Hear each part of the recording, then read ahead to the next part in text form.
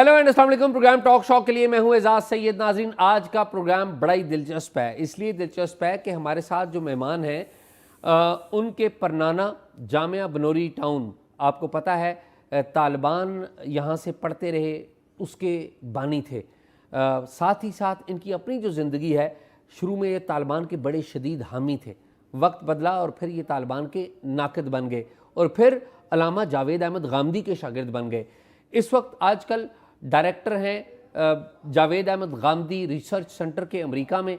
पाकिस्तान में आते जाते रहते हैं, रिसर्च का काम करते हैं। इनकी ज़िंदगी मुख्तलिफ़ वाक़यात से मुज़य्यन है। पाकिस्तान में तहरीक लब्बैक, इसके बारे में हम इनसे बात करेंगे। इंजीनियर मोहम्मद अली मिर्ज़ा, इसके बारे में उनसे बात करेंगे। साथ ही साथ पाकिस्तान के अलावा हम अफ़गानिस्तान और फ़लस्तीन में जो हालिया अमन अमेरिका ने करवाया उसके ऊपर भी इनसे बात करेंगे।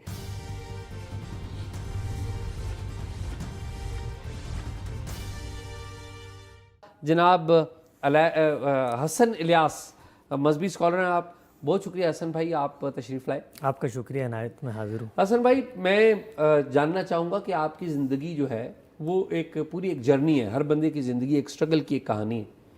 तो हम आपसे यहाँ पर मिला करते थे, आपका मीडिया से भी एक ताल्लुक़ रहा है, ज़रब मोमिन में आप लिखते रहे हैं।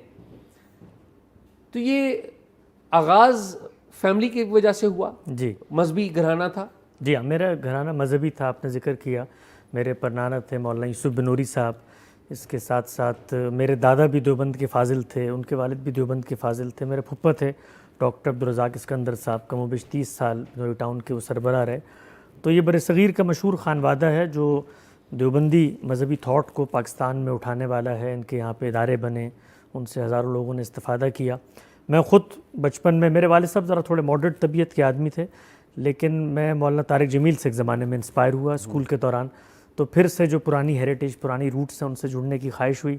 तो मैंने ICS किया इस्लामाबाद से। उस ज़माने में आपसे भी मुझे याद पड़ता है दोस्ती ताल्लुक़ था। हम यहाँ पार्लियामेंट लॉजेस में, हमारी कज़न थी, वो मेंबर पार्लियामेंट थी MMA से 2002 के इलेक्शन में। तो उस ज़माने में बहुत यहाँ पे आना जाना होता था। तो उससे कुछ सियासत के ऐवानों को भी देखने का मौका मिला, सियासतदानों से भी कुछ रवाबित हुए। और फिर मैं कराची चला गया। मैंने जामिअतुर रशीद में पढ़ा 6 साल। जामिअतुर रशीद के बारे में आपको पता है कि ख़ुद वो एक ट्रांजिशन से गुजरा। मुफ्ती रशीद अहमद लुधानवी, जो कि एक ज़माने में तालिबान के बहुत बड़े हामी होते थे, उनके एक शागिर्द थे हमारे, वो बहुत ही मोहसिन मुफ्ती अब्दुर्रहीम साहब। तो वहाँ मैंने 6 साल पढ़ा। ट्रस्ट भी था, एक बड़ा रशीद ट्रस्ट भी था, उसकी भी पूरी कहानी है, किस तरह उस पर पाबंदियाँ लगी। तो ख़ुद उनके यहाँ कुछ थोड़ी तब्दीली का सफ़र आया। तो मैं इसी तरह से बस ख़ानदान की वजह से, पस मंज़र, अपनी ज़ाती ख्वाहिश भी थी, तो बाय चॉइस में दीन की तरफ आया, सिर्फ इसलिए नहीं कि मेरा ख़ानदान वहाँ पे था। जो जामिया बनोरिया टाउन है, उससे मुंसलिक बहुत सी जहादी तंजीमें या अस्करियत पसंद जो तंजीमें हैं, तालिबान भी थे ज़ाहिर है, लेकिन हमारे यहाँ एक बड़ी तंजीम है जो हिंदुस्तान पाकिस्तान के वाले से बड़ी ख़तरनाक तस्वर की जाती है, जैश मोहम्मद। तो उसके मौलाना मसूद अज़हर भी वहाँ से ही पढ़े हुए हैं। जी हाँ, बहुत सारे लोग वहाँ से पढ़े हुए हैं। हम पहले तो जब बचपन में देखते थे, क्योंकि मेरी पैदाइश 88 की है और ये तंजीमें मिड-90s में बनना शुरू हुई। और मुफ्ती अहमदुर रहमान साहब थे, कुछ उनके ज़माने में बनी। एक ज़माने में जिस वक्त शिया सुन्नी कॉन्फ्लिक्ट हुआ, तो यहाँ पर आपके इल्म में होगा सिपा सहाबा, लश्कर जंगवी फिर उससे निकली, वो पैदा रियाज बसरा और ये सारे सब लोग। तो इसी तरह से जैश मोहम्मद, यहाँ तक कि जो लाल मस्जिद के उलमा हैं, बुज़ुर्ग हैं, ये भी वहीं के पढ़े हुए थे, मौलाना अब्दुल अजीज़ वगैरह भी। तो मुझे भी कुछ याद है बचपन में, कुछ वेग सी मेमोरीज़ हैं।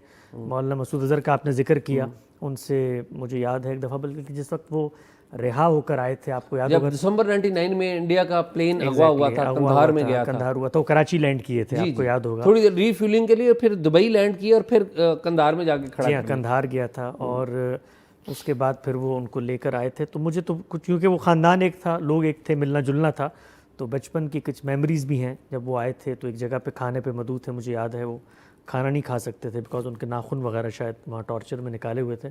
फिर जब हम थोड़े बड़े हुए, मेरी उम्र तो सबको 8-10 साल ही थी, बड़े हुए तो फिर लोगों ने बताया, याद किया तो अंदाज़ा हुआ। तो ये एक मरकज़ रहा यहाँ से, जो हमारा जो थाट है मुस्लिम थाट रेजिस्टेंस का बरसग़ीर में, उसका ये मरकज़ बना ये इदारा। और इससे बहुत बड़ी, और सिर्फ यही नहीं, यानी तंजीमें भी निकली और फिर दीन की खिदमत का काम भी हुआ। दुनिया भर में आप जहाँ कहीं जाएँ, आपको बनूरी टाउन ही के लोग मिलते हैं। लेकिन ये जो रेजिस्टेंस जिसको आप कह रहे हैं, तो वक्त ने उसे थोड़ा सा गलत भी साबित किया।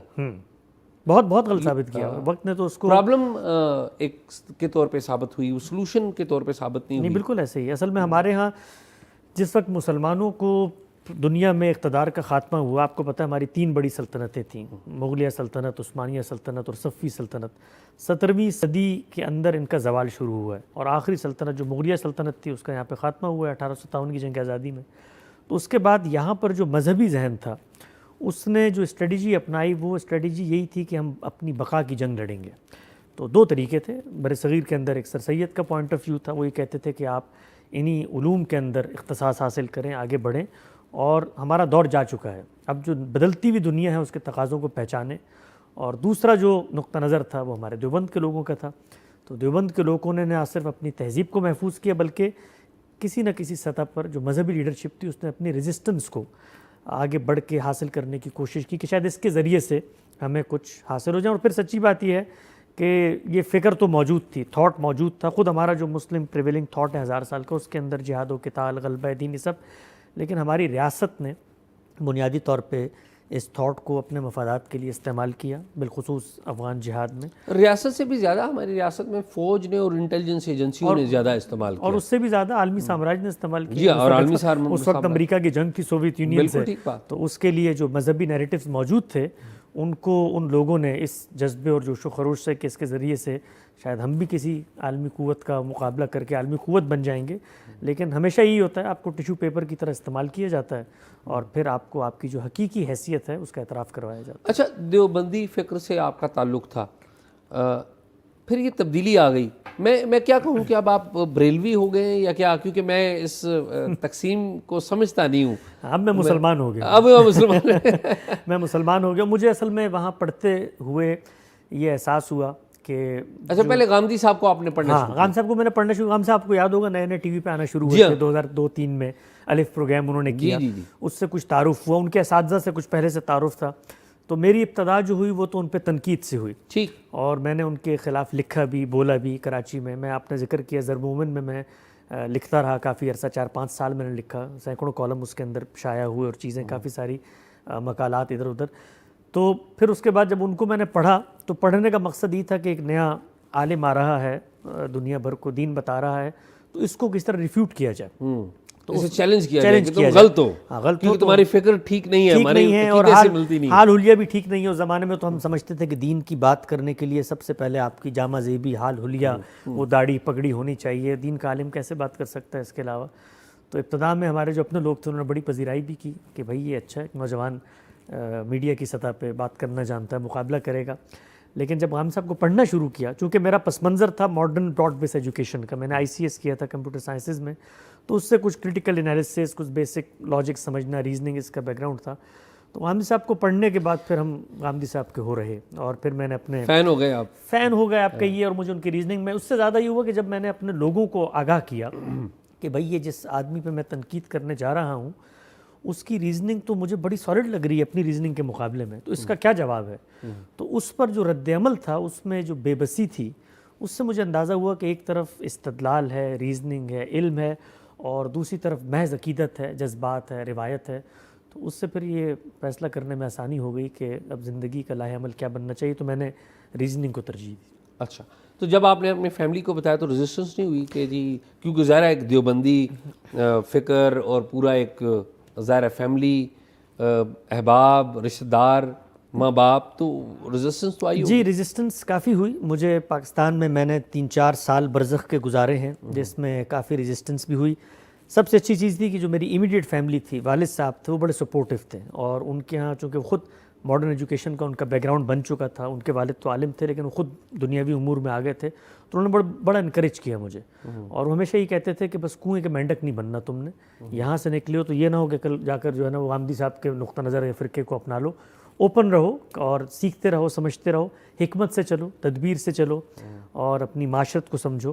اور یہ جو باقی لوگ ہیں ان کے ہاں غلطی بھی موجود ہے لیکن ان کی کچھ اور کنٹریبیوشنز بھی ہیں. تو انہوں نے مجھے اعتدال کے رستے پہ رکھا. لیکن جو میرے گرد و پیش میں لوگ تھے ان سے مجھے بڑے خطرات بھی لاحق ہوئے. مجھے کراچی چھوڑ کے اسلام آباد آنا پڑا, کیونکہ آپ کو یاد ہے 2008-09 میں سوات آپریشن ہو رہا تھا. جی بالکل. میں نے اس پر کھل کے بات کی اور اس پر مجھے کافی جس کو آپ کہتے ہیں مشکلات کا سامنا کرنا پڑا. تو پھر میں کراچی سے اسلام آباد آیا, کچھ عرصہ میں نے یہاں پڑھا اور یہاں سے پھر مجھے موقع ملا تو میں غانم صاحب کی خدمت میں ملیشیا چلا گیا.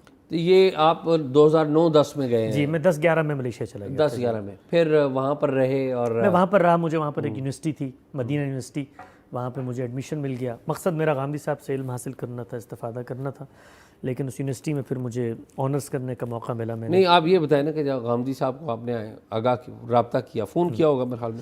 اصل میں ہوا یہ کہ میں جب یہاں اسلام آباد میں ہوتا تھا تو یہاں پر یہ جو آپ کا مدرسہ ہے جامعہ فریدیہ, میں یہاں پڑھتا تھا. اس کی بنیاد بھی ہمارے پرنانا نے رکھی تھی. اچھا, تو میں یہاں پڑھتا تھا. یعنی لال مسجد کا جو مدرسہ ہے جامعہ فریدیہ وہ تو میں یہاں پر آ گیا تھا. تو یہاں پر بھی ارد گرد سب جان پہچان کے لوگ تھے.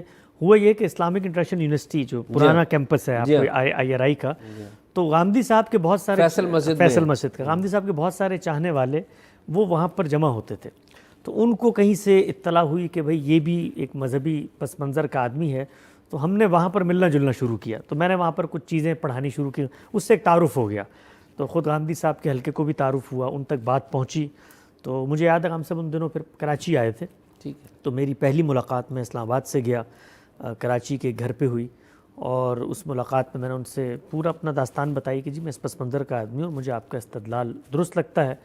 اور اس سے پہلے میں نے پورے پاکستان کا ایک سفر کیا جس میں آپ نے بتایا کہ میں آپ کو مخالف رہا ہوں. اور جی بالکل بالکل, ان کے علم میں بھی کچھ چیزیں آ چکی تھیں. پھر میرے ساتھ کچھ ٹریجڈیز بھی ہوئیں, یعنی اس مخالفت کی وجہ سے مجھے کچھ نقصانات بھی اٹھانے پڑے.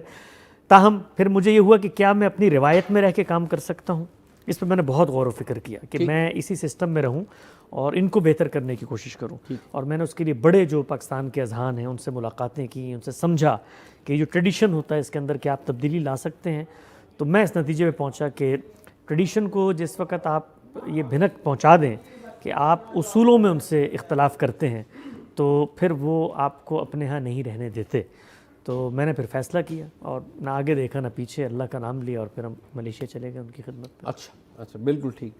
اور بعد میں پھر آپ کی شادی بھی اسی فیملی میں ہو گئی؟ جی اللہ کا کرنا ایسا ہوا کہ غامدی صاحب کی ایک ہی صاحبزادی تھی, وہ ان دنوں پاکستان میں پڑھتی تھیں گورنمنٹ کالج میں, اور ان کا فلسفے کا پس منظر تھا, اور ان کو میرا یہ جرنی معلوم ہوا تو ان کی انسپریشن پیدا ہوئی. پھر ہماری فیملیز کا میٹ اپ ہوا اور پھر میری ان سے شادی بھی ہو گئی. چلیں بہت خدا آپ کو خیریت سے رکھے. اچھا coming back to Pakistan, Taliban کے اوپر آپ نے بڑا کام کیا ہے, آپ اس کے اوپر بات بھی کرتے رہے. سوات آج کل ٹی ٹی پی جو ہے وہ پاکستان کے لیے ایک چیلنج بنی ہوئی ہے, اور ایک بڑا مسئلہ بھی ہے. افغان طالبان جو ہیں, جب آپ تھے پاکستان میں تو اس وقت تو افغان طالبان یہاں پر ہم نے ان کو جگہ دی ہوئی تھی, ایک شیڈو گورنمنٹ انہوں نے بنائی ہوئی تھی. اب اسی طرح کی shadow government T T P نے افغانستان میں بنائی ہوئی. جی آپ کو لگتا ہے کہ یہ جو افغان طالبان ہیں اور ٹی ٹی پی, انہیں ڈپلومیسی کے ذریعے ہم الگ کر سکتے ہیں؟ نہیں, بالکل نہیں کر سکتے. میرا خیال یہ ہے کہ یہ بہت بڑی خام خیالی ہے, اور بالخصوص ہمارے یہاں کے اداروں کی بھی اور ہماری یہاں کی ریاست کی بھی.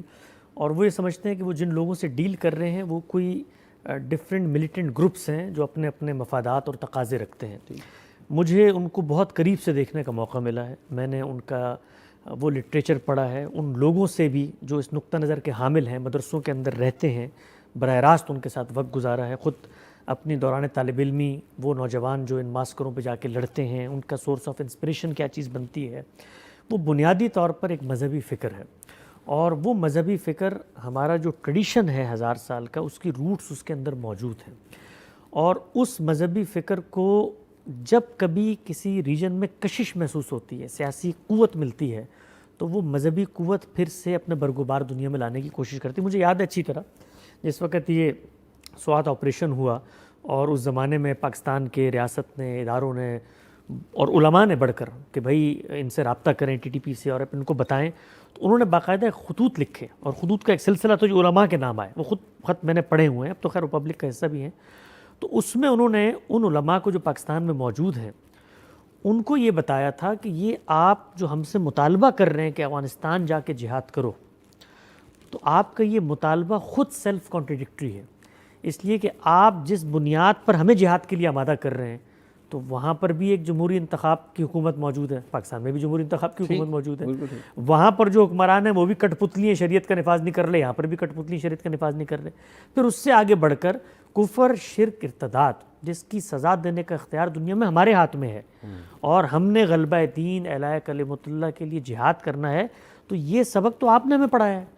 وہ جو خط تھے ان کے اندر باقاعدہ طور پر وہ عبارتیں لکھ کے انہوں نے بھیجی. یہ کون کون سے علماء تھے؟ اگر یہ مجھے بہت اچھی طرح یاد ہے، اس زمانے میں تو یہاں سے ہمارے بہت سارے علماء بنوری ٹاؤن سے گئے، دارالعلوم کرنگی سے گئے، ہمارے مفتی تقی عثمانی صاحب، یہ سارے لوگ، یہاں پر مولانا فضل محمد صاحب ہوتے تھے، ان لوگوں نے ان سے انگیج کرنے کی کوشش کی. تو انہوں نے سب کو خطوط لکھے، وہ خط پبلک کا حصہ ہیں، آپ پڑھ سکتے ہیں. تو اس میں انہوں نے حوالے دیے باقاعدہ کہ بھئی یہ وہی لٹریچر ہے جو آپ ہمیں بیت اللہ مسعود، حکیم اللہ مسعود اس زمانے میں تھے. تو مجھے یہ لگتا ہے کہ یہ جو خام خیالی ہے کہ گٹ طالبان، بیٹ طالبان، ایک گروپ کے ساتھ، یہ نظریاتی لوگ ہیں. ان نظریاتی نہیں، قطع کلامی اس میں ایک یہ جو خطوط لکھے تھے ہمارے علماء نے، یہ ہماری اسٹیبلشمنٹ تھی نا ایٹ دیٹ ٹائم، وہ چاہتی تھی کہ ادھر جنگ لڑیں. جی ہاں، بالکل ایسے ہی ہے، بالکل ایسے ہی. ہماری اس وقت ڈبل گیم ہم کھیل رہے تھے، امریکہ سے پیسے بھی لے رہے تھے، ادھر جنگ بھی لڑ رہے تھے. دیکھیں، میں تو اس چیز کو عدالت کی سطح پر تو بطور گواہ نہیں بتا سکتا، لیکن ایک لے مین کی حیثیت سے جو اس وقت مدرسوں میں پڑھ رہا تھا، اور آپ صحافی کی حیثیت سے جب ریورس انجینئرنگ کر کے دیکھتے ہیں، اب تو خیر دنیا بھر کے لیے مسلمات میں سے ہے، اس کو نہیں اب تو پبلکلی ایکسیپٹ کرتے ہیں، پبلکلی سب ایکسیپٹ کرتے ہیں. تو اس میں کوئی دو رائے نہیں ہے. یعنی وہی لوگ جن کو آپ وہاں بھیجتے تھے، تو اب آپ آج دیکھیں نا، یعنی وہ لوگ جنہوں نے قربانی دی ہو اس جنگ کو جیتنے کے لیے. اور آپ کے علم میں ہوگا، میں ابھی اقوام متحدہ میں مجھے جانے کا موقع ملا، مجھے وہاں پر جو کیبنٹ تھی اشرف غنی دور کی، ان کے لوگوں سے میری ملاقات ہوئی، جو وزیر تعلیم تھے اور وزیر حج تھے، باقی لوگ. تو انہوں نے بتایا کہ بھئی اس وقت افغانستان کے اندر پہلے جو ہے وہ 2500 مدرسے ہوتے تھے، پچھلے 4 سال میں 22,000 مدرسے بن چکے ہیں. اور تو وہ جو مدرسے بنے ہیں تو وہ کن لوگوں نے بنائے ہیں؟ وہ ہزاروں کی تعداد میں وہ لوگ ہیں جو اپنی سوچ کو لے کر گئے. اور وہاں جو انہوں نے جنگ جیتی ہے وہ کن کے بل پہ جیتی ہے؟ ان کو اگر پیچھے سے سپلائی چین، سیف ہیونز نہ ملتی تو وہ جنگ جیتتے. وہاں سے یہ خودکش بمبار کہاں سے جاتے تھے؟ یعنی ٹریننگز کہاں پہ ہوتی تھی؟ کون نہیں جانتا میران شاہ کے مدرسوں میں کیا ہوتا تھا. خود جس وقت سقوط طالبان ہوا ہے، ہم نے اپنی آنکھوں سے پاکستان کے مدارس میں ہزاروں لوگوں کو بسوں میں بھر کے جاتے ہوئے دیکھا ہے. تو آپ کا خیال یہ ہے، آج ہماری ریاست یہ سمجھتی ہے کہ ہم ان کو ایک فون کال کریں گے اور کہیں گے کہ جی آپ کی یہاں سے آج سے ہماری ایک سرحد بن گئی ہے اور آپ ان کو وہاں رکھیں. بھائی ان لوگوں نے ان کو جنگ جیتائی ہے، ان کی رشتہ داریاں ہیں، ان کی سیکریفائزز ہیں، انہوں نے اپنی نسلیں قربان کی ہیں. تو نظریاتی لوگوں کو کبھی بھی اس طرح سے ہینڈل نہیں کیا جا سکتا. نہیں تو جنگ لڑیں. دیکھیں 2 رستے ہیں میرے خیال میں سے. جو پہلا رستہ ہے وہ یہ کہ جو ان کا نظریہ ہے، اس نظریے کے بارے میں ریاست کا موقف کیا ہے. وہ نظریہ ریاست کیا اون کرتی ہے، ڈس اون کرتی ہے؟ یعنی وہ بتائے نا آگے آ کر کہ بھئی آپ یہ جو کہتے ہیں کہ اسلام کے اندر یہ ہے کہ جہاد ہونا چاہیے غلبہ دین کے لیے، اعلاء کلمۃ اللہ کے لیے، یہاں جو حکومت ہے وہ کافرانہ حکومت ہے، اور شریعت کا اطلاق اس طریقے سے ہونا چاہیے، خلافت کا، اس پر ہماری ریاست کا بیانیہ کیا ہے؟ پہلے تو ہم نے تو ہمارا بیانیہ یہ ہے کہ یہ فتنۃ الخوارج ہے. ہاں وہ الحمدللہ اس وقت کا بیانیہ یہی ہے، یہی اس وقت کا بیانیہ یہی ہے. لیکن ہمارے ہاں بیانیے بنتے ہیں ضرورت سے، یہ سب جانتے ہیں. یعنی یہ بیانیے پیدا بھی ہوتے ہیں، بیانیے ختم بھی ہو جاتے ہیں. خدا کرے، میرے علم میں نہیں ہے کہ ہماری ریاست کیا نظریاتی سطح پہ ان چیزوں کو اس درجے میں اپریشیٹ کر چکی ہے. اور ایک اور چیز بھی ہے، دیکھیں فتنہ خوارج کہہ کر یہ تو ٹھیک ہے کہ ان کا اطلاق اس وقت یہی ہو رہا ہے، لیکن وہ جہاں سے انسپریشن لیتے ہیں وہ نصاب تو یہیں پہ موجود ہے نا. جی ہاں. وہ تو آج بھی بچوں کو پڑھایا جا رہا ہے. اس کے بارے میں ریاست کا کیا موقف ہے؟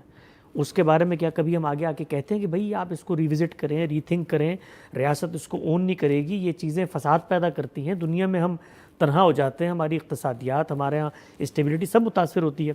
تو میرے خیال سے میں نے وہاں پر تقریر میں بھی کہا کہ بنیادی کام جو کرنا چاہیے پہلے مرحلے پر وہ ہے کہ آئیڈیالوجی کو چیلنج کریں.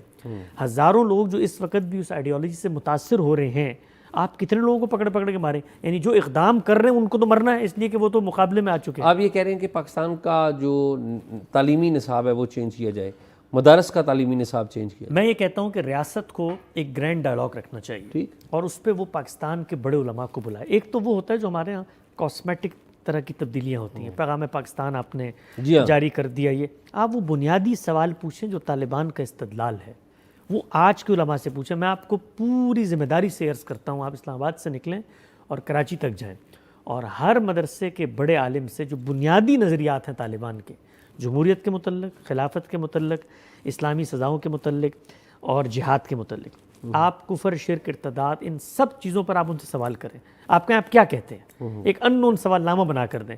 اگر ان کے جوابات اس سے مختلف آئے جو طالبان کہتے ہیں تو پھر آپ ان سے پوچھیے، کیونکہ وہ نظریہ موجود ہے، وہ ہمارے ٹریڈیشن کے اندر ہے، اور اس کی بنیاد کہاں ہے؟ اسکرپچر کی مس انڈرسٹینڈنگ میں. یعنی قرآن مجید کو سمجھنے میں ایک فکر بنا ہے، مسلم پریویلنگ تھاٹ ہے 1200 سال کا، اس کے اندر سے وہ لوگ انسپریشن لیتے ہیں. اس کے اندر انہوں نے ماڈیفیکیشن بھی کیے. خود ٹریڈیشن تھوڑا سا سوبر تھا، اس کے کچھ چیزیں قابل قبول ہوتی تھی تو وہ لوکل ڈائنامکس کے لحاظ سے لوگ تبدیل، لیکن بیسک آئیڈیالوجی، وہ بیسک آئیڈیالوجی وہاں موجود ہے. بلکہ وہاں کیا موجود ہے؟ اس آئیڈیالوجی نے یہاں کے بڑے لوگوں سے انسپریشن لے کے مصر میں، شام میں، باقی عرب ممالک کے اندر اسی جہادی فکر کو فروغ دیا. تو یہ دین کی ایک سیاسی تعبیر ہے جو ہمارے اسکرپچرز کی مس انڈرسٹینڈنگ سے پیدا ہوئی ہے. ان کے اوپر میں نے آج تک کبھی کسی کو گرینڈ ڈائلاگ کرتے ہوئے نہیں دیکھا. ہمارے یہاں دیکھیں علماء کی ایک طاقت ہے، اور ریاست کبھی بھی ان کے ساتھ اس سطح پر جا کر انگیج نہیں ہوتی. ان کو پتہ ہے کہ بھائی یہ یہاں پر موجود ہیں، ان کی اسٹریٹ پاور ہے، کل کو ہمیں ضرورت پڑی تو پھر ان کو کسی اور نئے مشن کے لیے استعمال بھی کرنا پڑے گا. تو اس وقت جو ضرورت ہے، اصل ضرورت، اگر آپ نے جڑ سے دیکھیں یہ ٹرینڈز آتے ہیں. اس وقت دیکھیں میں آیا تھا ابھی اسلام آباد، 3 دن میں اتنی خوشی میں تھا. میرے بچے پہلی دفعہ یہاں پر آئے اور میں ان کو دکھا رہا تھا کہ یار ہمارا ملک ہے، دیکھو اس کے اندر بھی صاف ستھری شاہراہیں ہیں، اس کے اندر بھی امن و امان ہے، ہم نکل سکتے ہیں، باہر بیٹھ سکتے ہیں. 3 دن نہیں گزرے اس ملک میں کہ آج پورا کا پورا یہ شہر اور ملک اس وقت لاک ڈاؤن ہوا ہوا ہے. تحریک لبیک. اور وجہ کیا ہے؟ وجہ کیا ہے؟ وہ ایک تھاٹ ہے، جو تھاٹ موجود تھا، وہ تھاٹ آج نکلے گا، وہ بیٹھ جائے گا، کوئی دوسرا آدمی نکل آئے گا، کوئی دوسرا بیٹھ جائے گا، تیسرا. وہ تھاٹ کیا ہے؟ وہ تھاٹ یہ ہے کہ جی ہم نے اس ملک کے اندر جو ریاست ہے، جو حکومت ہے، اس کو اپنے نظریات کا پابند کرنا ہے. بھئی آپ کا ایک نقطہ نظر ہے نا، آپ کہتے ہیں غزہ میں یہ ہونا چاہیے، آپ نقطہ نظر بیان کریں. اچھا یہ بتائیں کہ یہ جو ٹی ٹی پی ہے یہ تو ہو گئی دیوبندی نظریات. جی اس کے بارے میں ہم نے بات کر لی کہ یہ تو مسئلہ ہے کہ ظاہر ہے ان کو چیلنج ہی نہیں، ان کے بیانیے کو چیلنج نہیں کیا جا رہا، اور پاکستان کے اندر بھی ان کے حامی خیالات کے لوگ ہیں اور ادھر تو ہے ہی ہیں. جی ہاں. یہ جو تحریک لبیک پاکستان ہے یہ تو دیوبندی نہیں ہے، یہ تو بریلوی نقطہ نظر ہے. اور یہ بریلویوں کی میں تو کہتا ہوں یہ ریناساں جو ہے نا، ان کی ویکننگ، ان میں جان پیدا کر دی علامہ خادم رضوی نے، ان کو اٹھا دیا اور اب بیٹے ان کے وہ آگے لے کر چل رہے ہیں. جی لیکن پرابلم ہے یہ بھی کہ یہ ریاست کو جام کرنا چاہتے ہیں اور ریاست کو ڈکٹیٹ بھی کرنا چاہتے ہیں فالوورز کے ساتھ. تو ان کا حل کیا ہے؟ دیکھیں یہ مسلک کے لحاظ سے تو مختلف ہیں دیوبند سے، جی لیکن جو بنیادی میتھڈالوجی ہے ان کی بھی وہی ہے جو دیوبندی مکتب فکر کی ہے. وہ حنفی پریویلنگ تھاٹ ہے. اس کے اندر جہاد و قتال کے متعلق، اس کے اندر ریاست کے متعلق، اس کے اندر جمہوریت کے متعلق وہ سب نظریات ویسے ہی موجود ہیں. لیکن جو ان کی ایک نئی مینیفیسٹیشن ہے وہ رسالت مآب صلی اللہ علیہ وسلم کے ساتھ ایک خصوصی تصور ہے جو انہوں نے پیدا کیا ہے. بر صغیر میں احمد رضا خان بریلی جو ہیں وہ اس تھاٹ کے بانی سمجھے جاتے ہیں، اور انہوں نے جس چیز کی بنیاد رکھی وہ اپنی بنیاد میں امن پسندی کی طرف معاشرے کو نہیں لے کے جا سکتی. وہ یہ تھی کہ رسول اللہ کی شخصیت کے بارے میں ایک ایسا تصور پیدا کرو کہ جو اس تصور سے اختلاف کرے وہ دائرہ اسلام سے خارج ہو جائے گا. تو آپ کے علم میں ہوگا کہ احمد رضا خان بریلی نے سب سے پہلے بر صغیر میں تکفیر کی علماء دیوبند کی.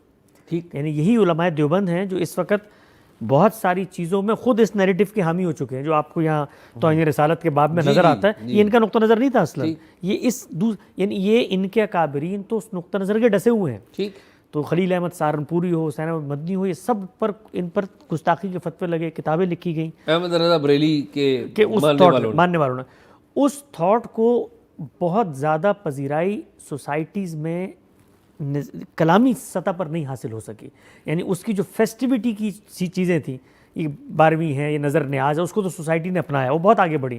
لیکن اس کا یہ جو نقطہ نظر تھا اس کو کوئی بڑا آدمی لے کے آگے نہیں بڑھ سکتا. یہاں تک کہ بریلوی مکتب فکر میں جو دوسرا بڑا آدمی پیدا ہوا ہے احمد رضا خان بریلی کے بعد، وہ میں ڈاکٹر طاہر القادری صاحب کو سمجھتا ہوں.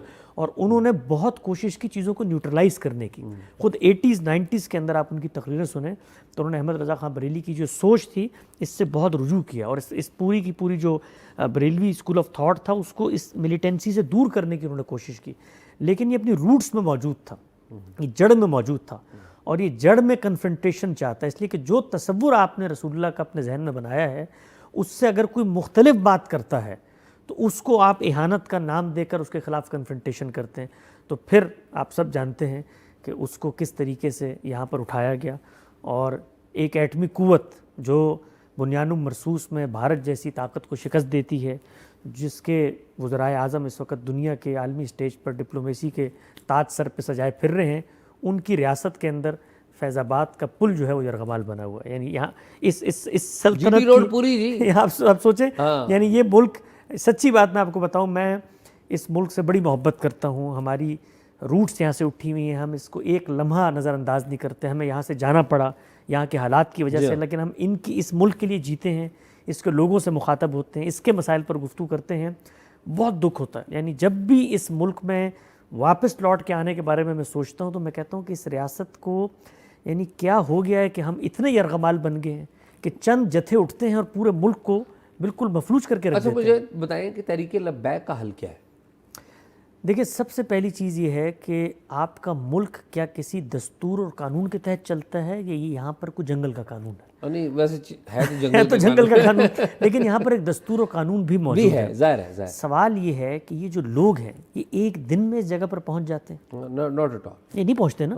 یعنی ان لوگوں کی تنظیمیں بننے میں، ان لوگوں کو قومی نشریاتی رابطے پہ آنے میں، ان کی اس طرح کی طاقت کو یکجا کرنے میں کیسے یہ یہاں تک پہنچتے ہیں؟ نہیں، آپ دیکھیں نا، وہ ایک ہم نے 2014 میں جب دسمبر میں واقعہ ہوا تھا آرمی پبلک اسکول کا، اس کے بعد جنوری میں 2015 میں ہم نے ایک پلان ترتیب کیا جس کی اپروول فیبرری میں آئی. نیشنل ایکشن پلان اسے کہتے ہیں، 20 پوائنٹ. اس میں ایک نقطہ ہے، وہ ہے کہ جی اسپیکر کا مس یوز. ٹھیک ہے، اور بھی بہت سارے نقطے ہیں، ویسے تو 11 نقطے ہیں پولیس سے متعلقہ، لیکن ان میں ایک نقطہ ہے کہ جی misuse of speaker, hate speech. اس ہیٹ سپیچ کا رسپانسبل کون ہے؟ اس علاقے کا SHO. ٹھیک ہے جی. اب جس علاقے میں یہ کچھ ہو رہا ہے، اس کا مطلب ہے کہ وہاں پر SHO جو ہے وہ اپنا کام نہیں کر رہا، پولیس کام نہیں کر رہی، ریاست کام نہیں کر رہی نا، SHO ریاست.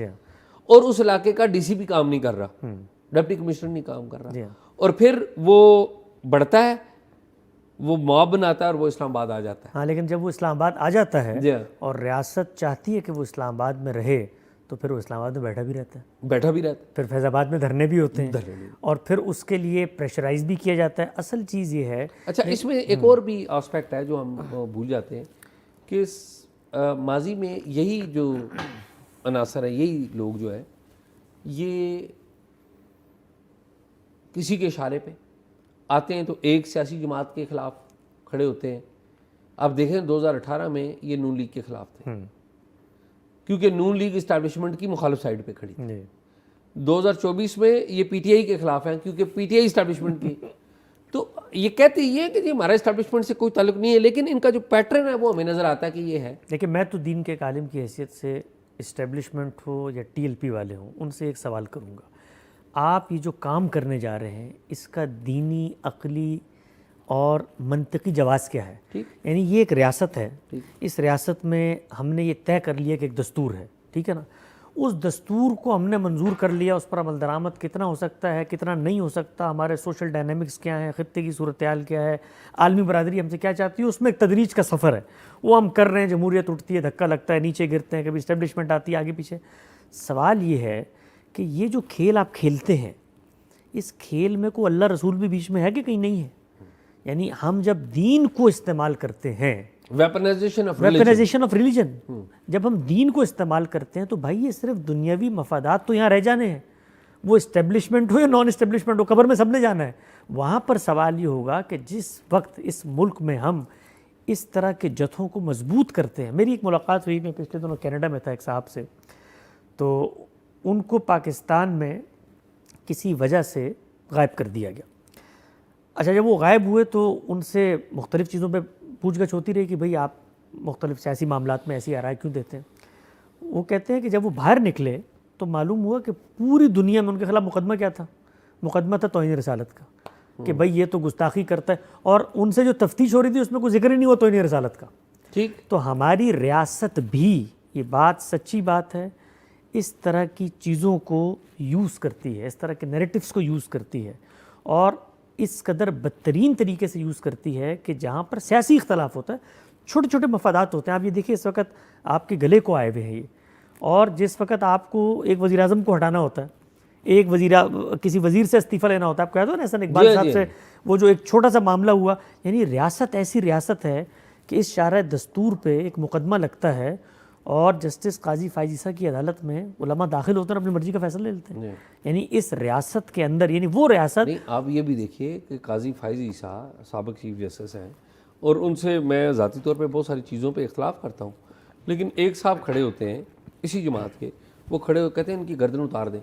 جی کوئی ایک بندہ آج تک ان صاحب کو گرفتار نہیں کر سکا. جی ہاں, بال بیکا نہیں کر سکا, مقدمہ نہیں چل سکا اس بندے کا. تو اگر ریاست کدھر کھڑی ہے, اتنی کمزور ہے. اور سوال یہ ہے کہ آپ اتنے کمزور نہیں ہیں بھائی. جب آپ اپنے خلاف یلغار کرنے والے دشمن کو ناکو چنے چبوا سکتے ہیں تو یہ جو اپنے ملک کے اندر جتھے موجود ہیں ان جتھوں کو آپ چیلنج نہیں کر سکتے. سوال یہ ہے کہ چیلنج کس بنیاد پہ کریں گے؟ آپ پولیٹیکل بنیاد پہ کریں گے تو سب سے پہلے تو اس کے لیے آپ کو اس بلندی کردار پہ ہونا چاہیے کہ آپ کہیں جی ہم نے آپ کو کبھی, یا پھر اقرار کریں آ کر. نہیں, پہلے تو کردار یہ ہونا چاہیے نا کہ ہم سیاست میں حصہ نہیں لیں گے. یہ بھی ہونا چاہیے, بالکل صحیح ہے. سیاست پہلے تو یہی ہے نا, اصولی طور پہ تو یہی ہے.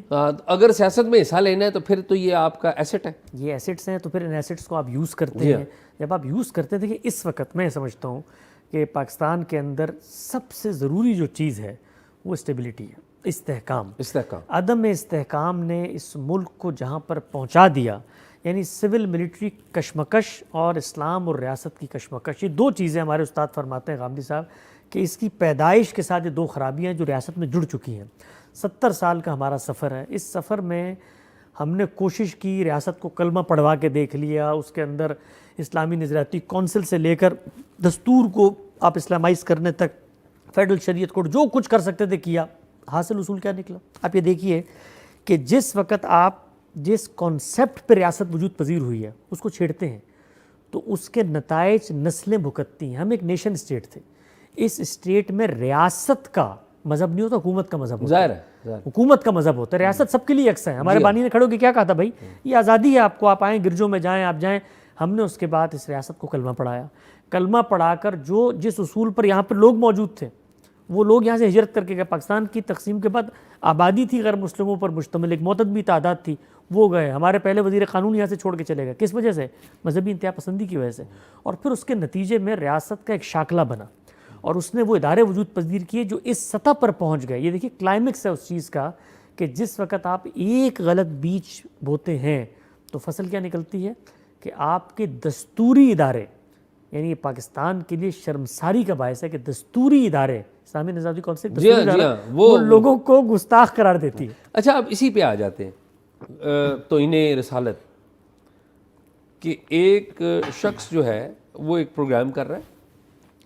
وہ پروگرام کا آغاز اس نے نبی و آخر الزماں حضرت محمد صلی اللہ علیہ وسلم کی شان میں درود پڑھ کے کیا ہے اور اینڈ بھی درود پڑھ کے کرتا ہے اور بیچ میں ایک حوالہ دیتا ہے, آپ اس کے اوپر مقدمہ دائر کر دیتے ہیں. آپ کی نظر میں ذاتی طور پہ انجینئر محمد علی مرزا کا جو کیس ہے, ظاہر ان کا بھی بڑا ایک انفلوئنس ہے نا مذہبی لوگوں کے اوپر, وہ جنون ہے یا کیا اس میں سقم کیا ہے یا پرابلم کیا ہے؟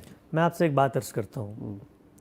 انجینئر مرزا صاحب اس ملک میں ایک میسیج کو لے کے اٹھے تھے اور ان کا جو موٹو تھا وہ یہ تھا کہ یہ فرقہ واریت کی جو یہاں پہ آگ لگی ہوئی ہے اور یہ لوگوں نے جو اپنے قصر تعمیر کیے ہوئے ہیں اور جنونیت ہے, جذباتیت ہے, مسلک پرستی ہے, اس کا خاتمہ ہونا چاہیے. میرا خیال ہے کہ اس آدمی کی سب سے بڑی کنٹریبیوشن یہ ہے کہ اس نے جیل میں جا کر بھی اس پوری چیز کو ایکسپوز کر دیا. اس کا جو نقطہ نظر تھا نا وہ 100% درست تھا. یعنی اس ملک میں آپ ہزار اختلاف کریں انجینئر صاحب سے, بھئی ان کا طرز تخاطب بہتر ہونا چاہیے تھا, ان کا اخلاق بہتر ہونا چاہیے تھا, انداز ایسا ہونا چاہیے تھا, بٹ اس آدمی کا جو بیسک نیریٹو تھا کہ یار ان لوگوں کی اس ملک میں معذرت کے ساتھ یہ لفظ استعمال کر رہا ہوں, میں کبھی اس طرح کا لفظ بدماشی ہے. یعنی یہ مسلکوں کے نام پر, فرقوں کے نام پر یرغمال بناتے ہیں ریاست کو, اداروں کو. تو اس آدمی نے اپنے آپ کو قید میں دے کے جیل میں بیٹھ کر بھی وہ ابھی تک ان سب کو ایکسپوز کر رہا ہے. آپ سوچیں جو کچھ اسلامی نژادی کونسل نے کیا, یہ کام میں اور آپ فلسفے کی سطح پہ کبھی دنیا کو نہیں سمجھا سکتے تھے, ریاست کو بھی نہیں سمجھا سکتے تھے.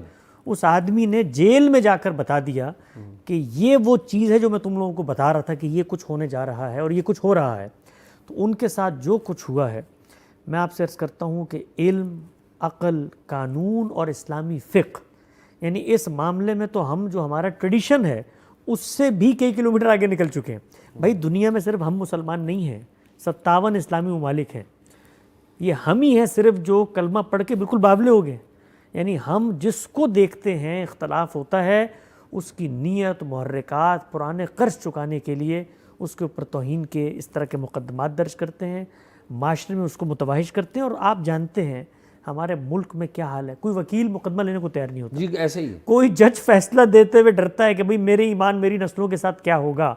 کوئی ریاستی ادارہ اس بارے میں یہ ذمہ داری نہیں لیتا کہ یار میں حق اور سچ کی بات کر دوں. تو اس ملک کے اندر یہ آپ سوچیں کہ ہم قیامت کے دن اگر ہم مسلمان ہیں، ہم رسول اللہ کو کیا چہرہ دکھائیں گے کہ آپ کے نام پر. آپ سوچیں اسلام صرف اس کا نام نہیں، اسلامک دعوت بھی ہے. ہم دنیا کو کیا دعوت دے رہے ہیں؟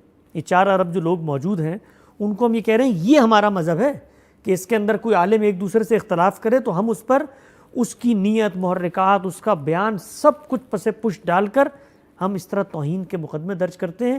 اور جو ہماری فقہ کہتی ہے، یعنی آپ کو پتہ ہے ہمارے ملک کے علماء اپنی نچ کی مجالس میں بیٹھ کر یہ کہتے ہیں، مفتی تقی عثمانی صاحب کی یہ آڈیو یوٹیوب کے اندر موجود ہے جو ان کی کلاس روم کی آڈیو تھی، کہ یہ جو پاکستان میں قانون ہے، یہ جو فقہ حنفی کا قانون ہے اس کے مطابق نہیں ہے. اس میں توبہ کی گنجائش ہے، رجوع کی گنجائش ہے.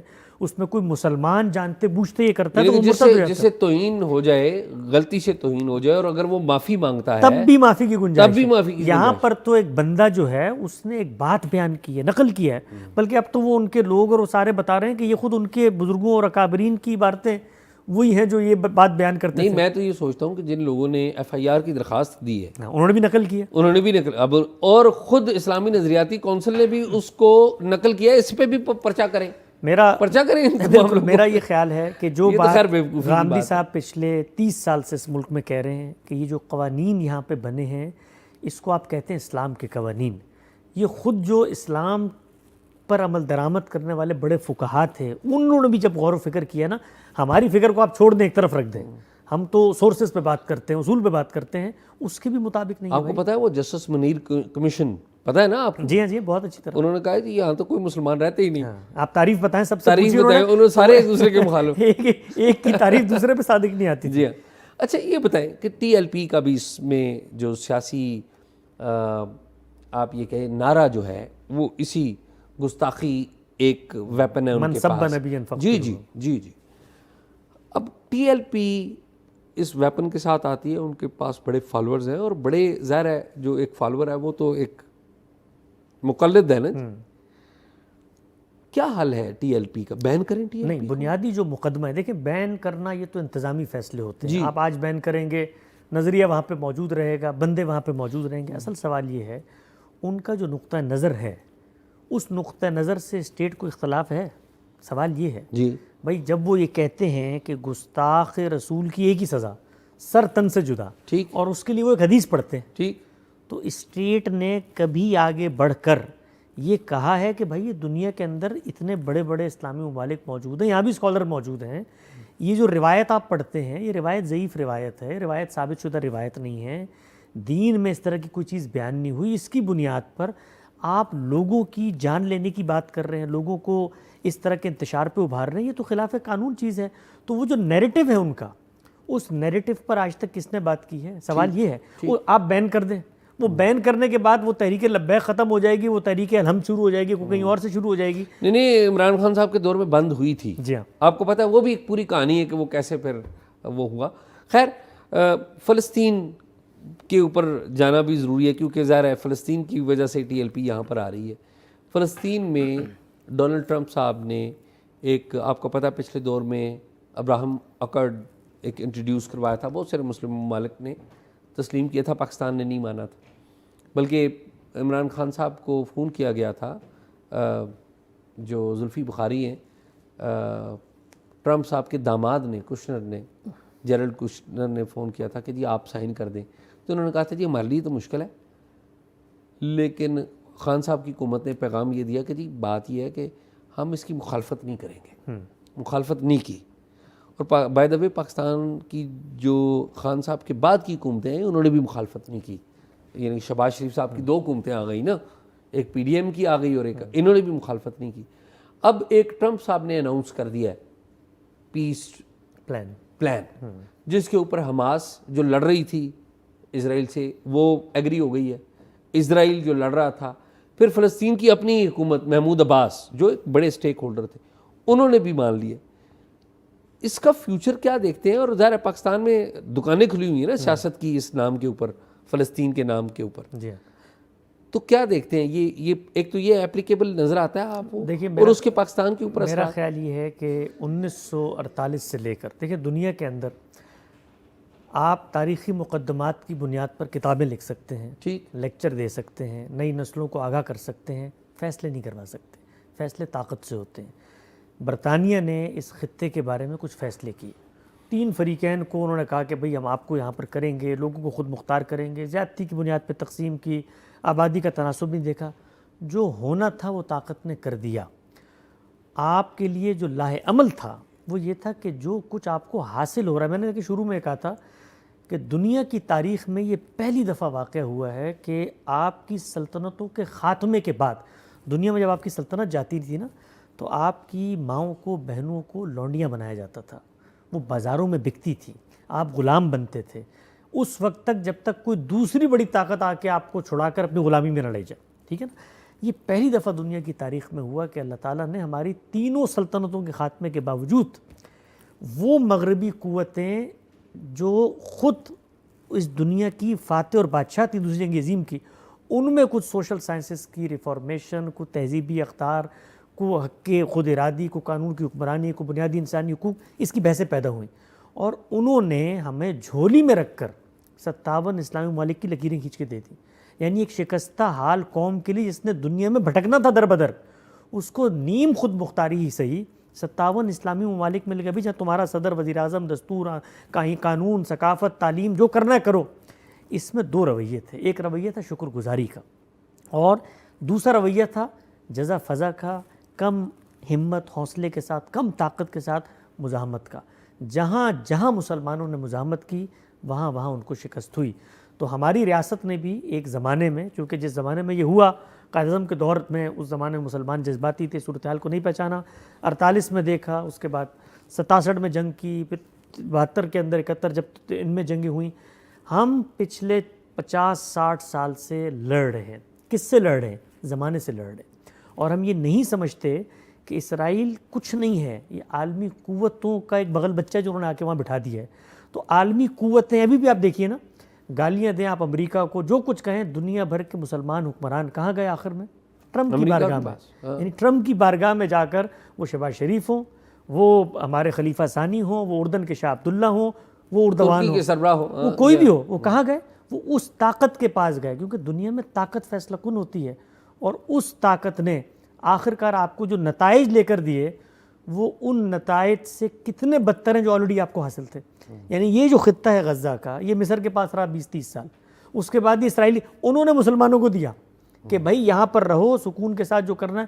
ہم لوگوں نے پہلے دن سے جو فیصلہ کیا وہ فیصلہ یہ تھا کہ ہم اسرائیل کے وجود کو تسلیم نہیں کرتے, ہم اس کا خاتمہ چاہتے ہیں. تو بھئی خاتمہ دنیا میں 2 طریقے سے ہوتا ہے. ایک ہوتا ہے جنگ لڑ کے, اور جب جنگ لڑی جاتی ہے اس میں پھر نوحہ گری نہیں ہوتی, اس میں رویا نہیں جاتا, اس میں آپ تاریخی مقدمات لے کے بیٹھے رہیں, جی ہماری یہاں پہ 2500 سال پرانی حکومت تھی. وہ تاریخی مقدمات آپ کی کتابوں میں ہوتے ہیں. طاقت فیصلہ کن ہوتی ہے. تو ہم پچھلے 2 سال سے یہ بات سمجھا رہے تھے مذہبی گروہوں کو کہ جس جگہ پر آپ اس تنظیم کو لے کے جا رہے ہیں, آپ کو یاد ہے اس ملک کے اندر حماس کی اس مزاحمت کے حق میں کتنے بڑے بڑے مظاہرے ہوئے, جی کوئی شک نہیں, کنونشن سینٹر میں, اور علماء نے شروع میں جو تقریریں کی, پاکستان کے سب سے بڑے عالم نے تقریر کی, مفتی تقی عثمانی صاحب, ہم جنگ بندی کی مخالفت کرتے ہیں, جنگ بندی نہیں ہونی چاہیے. جی جی, کیوں؟ وقت جہاد ہے بھائی. اور ادھر جو ہے غزہ میں مسلمان خوش ہو رہے ہیں, اس کی فوٹیجز آ رہی ہیں. آپ سوچیں, یعنی ہم مسلمانوں کی صورتحال کس قدر پست اور ابتر ہے کہ ہم 1200 یرغمال بنا کر بھی اللہ اکبر کے نعرے لگاتے ہیں, اور 70,000 لوگوں کی جانیں گوا کر, اور وہ خطہ جہاں پر ہمیں اقتدار حاصل تھا وہاں پر ٹرمپ کو امیر المومنین بنا کر وہاں پر بھی اللہ اکبر کے نعرے لگاتے ہیں, اور ہم کہتے ہیں جی ہمیں وہاں پر فتح حاصل ہو گئی. اچھا حاصل کیا ہوا آپ کو؟ حاصل یہ ہوا کہ آپ کے گرد و پیش کی جو مسلمانوں کی حکومتیں تھیں سب غیر محفوظ ہو گئی.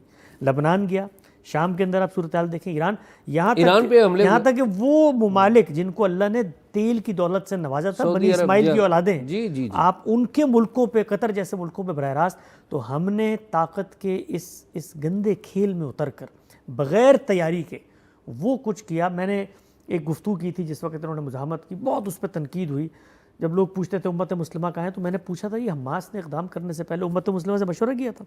یہی امت مسلمہ ہے جس نے آج ان کو بچایا ہے وہاں جا کے۔ ایسے ہی انہوں نے ان کا مقدمہ وہاں پر لڑا ہے کہ بھائی ان کی جان بخشی کرو اور جو کچھ لوگ ہیں ان کو چھوڑ دو، تو کوئی حل نہیں ہے۔ دیکھیں دنیا میں اگر آپ کو جینا ہے تو پریکٹیکل ریئلٹیز کے ساتھ جینا پڑتا ہے۔